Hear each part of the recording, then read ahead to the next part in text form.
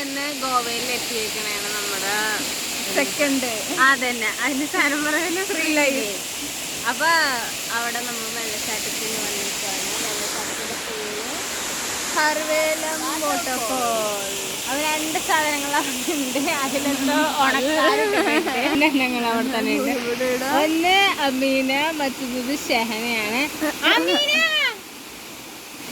ഷെഹന ഒരു ഹായ് പറഞ്ഞേ. ഹായ് പറയുന്നുണ്ട്. അപ്പൊ നമുക്ക് അവരുടെ അടുത്തേക്ക് പോവാൻ വയ്യാത്തോണ്ട് നമ്മളിവിടെ നിന്ന് അടിക്കുന്നത്.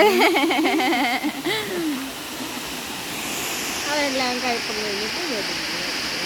അതൊക്കെ നമ്മളിവിടെ വെയിറ്റ് ചെയ്യണ്ടേ. ഇവിടെ ഇറങ്ങാൻ പറ്റുന്ന